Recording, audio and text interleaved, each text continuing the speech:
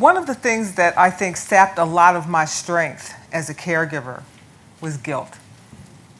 Many of us don't believe that we are doing for our parents what our parents did for our grandparents and what our entire family says everybody always did over the years. But I'm here to say that this is not your mama's caregiving. What 21st century caregivers are challenged to do in this country has never been seen by another generation of caregivers before us.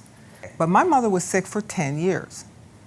And through most of that time, she was in Philadelphia, I was in Chicago, and my brother was not even in the country. So each generation has fewer potential caregivers because there are fewer children.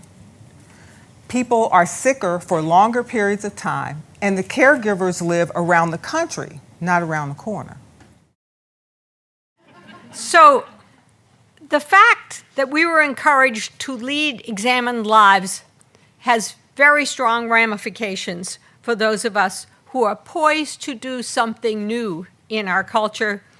Examine how we want to live as we are getting older. Examine how we want to partner with the healthcare system. Examine how we want to be listened to as well as to listen. We want the system to ask not what is the matter with you, but what matters to you.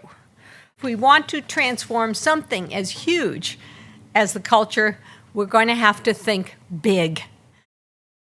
Most Americans really want to believe that if only we exercise and eat properly, we will live vigorous, healthy lives and perhaps die in our sleep at age 100. And the healthcare system wants to believe that too. We want to focus a lot on prevention in the hopes that this will solve all geriatric ailments. And the reality, as has been suggested already this afternoon, is that no matter how virtuous we are in our lives, many of us will in the end become physically frail or have cognitive frailty, dementia of one kind or another. We just casually have the retirement party as the 60-year-old who hoped to work another decade has to stop work in order to take care of mother. We mostly visit this upon women.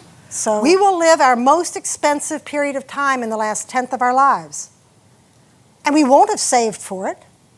And we won't have had a whole lot of kids to support us through it, except for those few who managed to escape that. We all thought it was right to have only a kid or two, right? So what are we going to do? I think we're going to have to rediscover neighborliness. We have to start planning care differently for that last phase of our lives.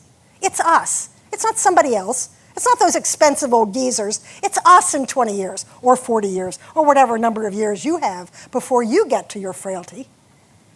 What are we going to do to have a period of time when we can be confident, we can be comfortable, and we are not bankrupting ourselves or our community? And that, it seems, is going to take the very best of our creativity. I think we have the seeds of great gains. We have learned a lot about how to support people at the end of life.